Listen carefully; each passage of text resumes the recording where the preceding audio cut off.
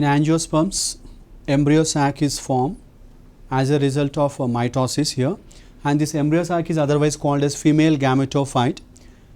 And as we have said that Strasburger is a scientist who first observed this embryo sac in the Polygonum plant. So, that is Polygonum divaricatum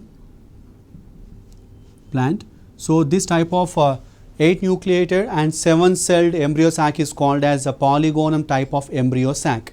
And as we have said that it is developing from single functional megaspore, we call it as a monosporic type of embryo sac. In this one, if you observe the structure of embryo sac,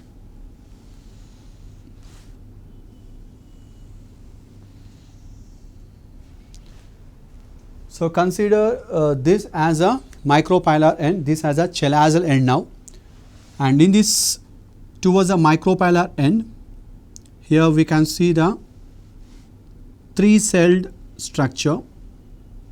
This 3-celled structure is called as egg apparatus. So, in this 3-celled structure which is present towards a micropyle, as it is an egg apparatus, in the central large cell is present. This central large cell is called as a egg cell. In this egg cell, the nucleus is present towards the chelazal end, whereas the vacuole is present in the center. Vacuole is present in the center and nucleus is present towards the chelazal end, and this cell is flanked on either side by 2 small sized cell when compared to the egg cell. So, these 2 small sized cell contains the vacuole towards the chelazal end and nucleus towards the upper side. This type of variation can be seen between the egg cell and the synergid cells which are present in the egg apparatus. And apart from this one, towards the micropylar end, in the synergid cells we can see a finger-like projections. These finger-like projections are called as filiform apparatus or apparatus. Each synergid cell will contain one finger-like projections, that is called filiform apparatus. And what is the function of this filiform apparatus?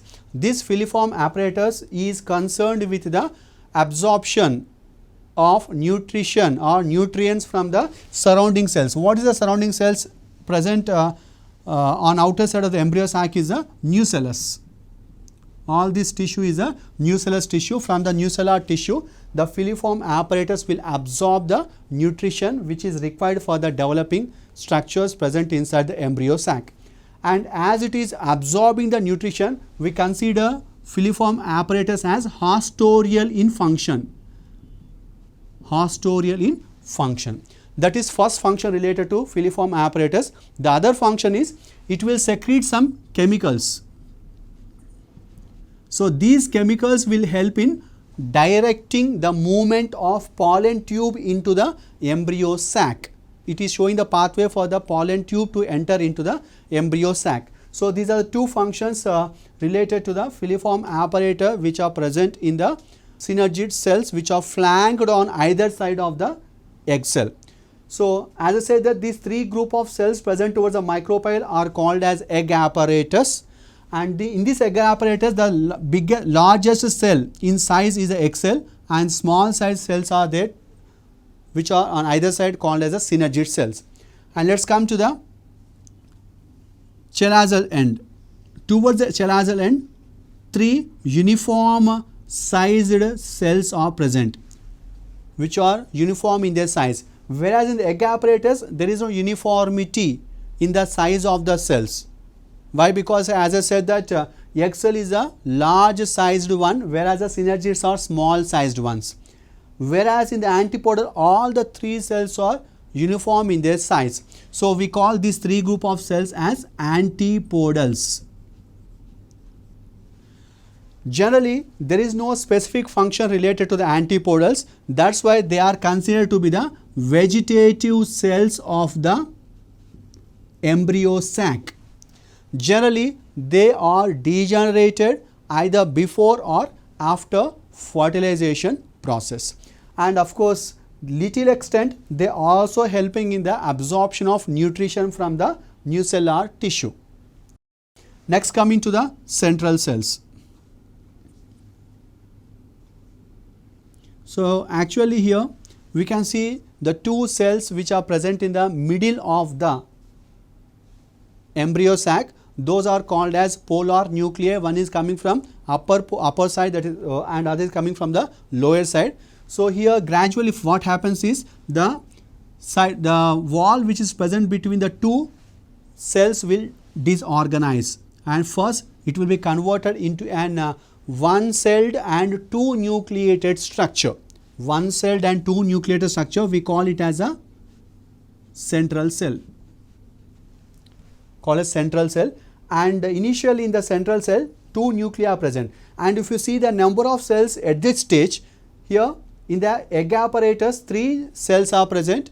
In the opposite side, 3 antipodal cells are present, and here 1 central cell is present. So here the number of cells will be 7 cells.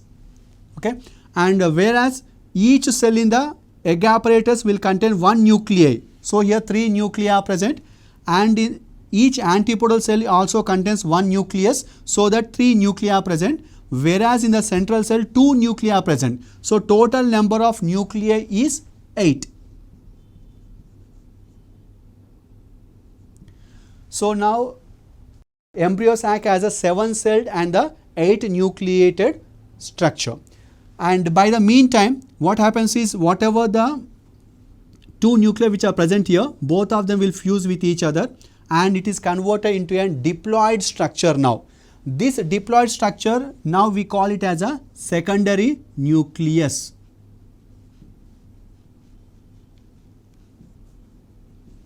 When it is in the form of central cell, 2 haploid nuclei were present, but now single diploid nuclei is present, single diploid nucleus is present in the secondary nucleus. Now here number of nuclei will be changing. That is, here 3 nuclei, 1 nucleus and 3 nuclei. But here the difference is the 3 nuclei which are present in the egg apparatus are haploid. The 3 nuclei which are present in the antipodal are also haploid, whereas the nucleus which is present in the secondary nucleus is diploid in condition. So that how many genomes are present at this condition means, as we know that each genome contains 1 haploid number, so that total number of genomes will be 8. 3 genomes here, 2 genomes and 1 genome. So total number of genomes will be 8. And out of all the cells, which cell is considered to be the largest cell means central cell is considered as the largest cell of the embryo sac. Next one is the egg cell. Next one are the synergids, and the smallest cells are the antipodal cells. Then there is a connectivity, there is a connection between the cells which are present in the embryo sac. That is, the egg cell and the synergids are connected with the plasmodesmatic connections. In the same way, the cells of the egg apparatus are also connected with the central cell with the help of plasmodesmatic connections, whereas the antipodal cells are also connected with the central cell with the help of plasmodesmatic connections. So all the cells which are present in the embryo sac are connected with the help of plasmodesmata. So this is a matured embryo sac where we can see the 7 cells and the 8 nucleated condition. And one more thing here it is, when the pollen tube enters into the egg apparatus, first one of the synergid will get degenerated, and the second synergid also get degenerated after some time, either when the process of fertilization is going on. So that after maturation or after the completion of the fertilization, there are no synergids. Both the synergids get degenerated, which are initially present in the young embryo sac. So this is a structure of embryo sac on the female gametophyte, which is observed in the typical angiospermic plants. If we observe the type of divisions which are taking place during the development of or the formation of megaspore or during the formation of embryo sac. So let's start with the megaspore mother cell.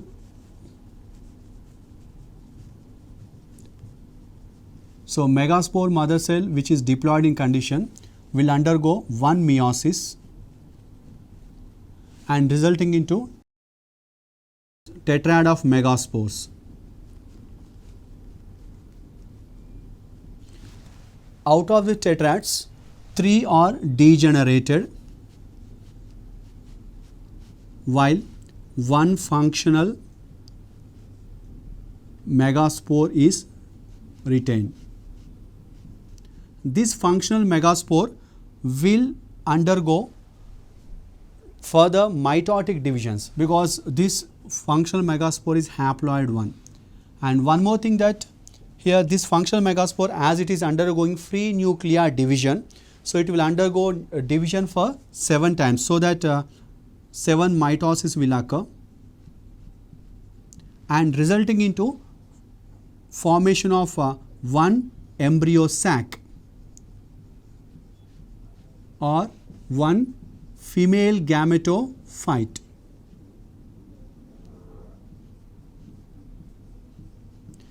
This one embryo sac contains one egg apparatus,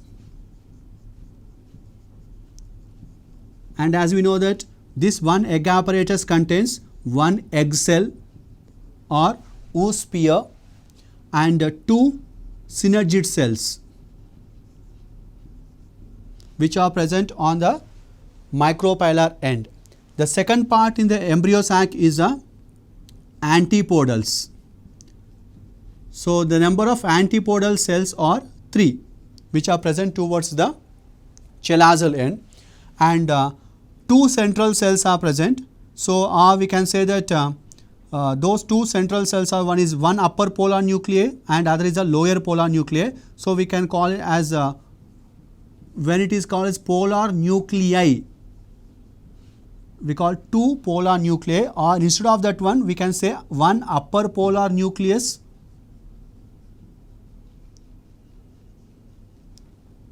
and one lower polar nucleus. When it is when we are saying the form of polar nuclei, 2 we are saying, but instead of that one, if we say central cell, how many central cells are present? Only one central cell is present, or one secondary nucleus is present. One secondary nucleus is present. So starting with the megaspore mother cell till the formation of all the parts in the embryo sac, what are the type of divisions which are taking place and how many times they are taking place? So here only one meiosis is taking place, and as we know that when one meiosis is taking place, 3 spindle apparati are formed. 3 spindle apparati are formed and 7 mitoses are taking place. Each mitosis will result in the formation of one spindle apparatus, so that as 7 mitoses are there, 7 spindle apparati are formed. So to produce one embryo sac from one megaspore mother cell, 1 meiosis and 7 mitosis should occur, with 3 spindles here and 7 spindles here. Total of 10 spindles are resulted to form into one embryo sac. So there are some questions related to the number of egg apparati, the number of egg cells, number of synergids, or number of antipodals, or number of polar nuclei, or the number of secondary nuclei, because this is a base here. So 1 meiosis and 7 mitosis will result in either one embryo sac or one egg apparatus or one egg cell or 2 synergids or 3 antipodals or 2 polar nuclei. If it is nuclei, if they are not specifying whether it is upper or lower, we have to consider 2 here. But when they are specifying upper or lower, we have to say one upper polar nucleus and one lower polar nucleus or one secondary nucleus. So based on that one, to produce 2 egg apparati, how many meiosis and how many mitosis are required? So one egg apparatus is formed as a result of 1 meiosis and 7 mitosis. So to produce 2 egg apparatus, 2 meiosis and 7 into 2, that is 14 mitosis are required. In the same way, to produce 2 synergids here, 1 meiosis and 7 mitosis. To produce a minimum of 3 or 4 synergids, the number of meiosis should be 2, the number of mitosis should be 14. And to produce 3 antipodals, 1 meiosis and 7 mitosis are taking place. So, to produce a minimum of 4 to 6 antipodals, the number of meiosis should be double, that is 2, and the number of mitosis should also be double, that is 14. Likewise, according to the number here, we have to multiply that same number with meiosis and the mitotic divisions, so that this type of problematic or numerical related questions may be possible in EAMCET exams.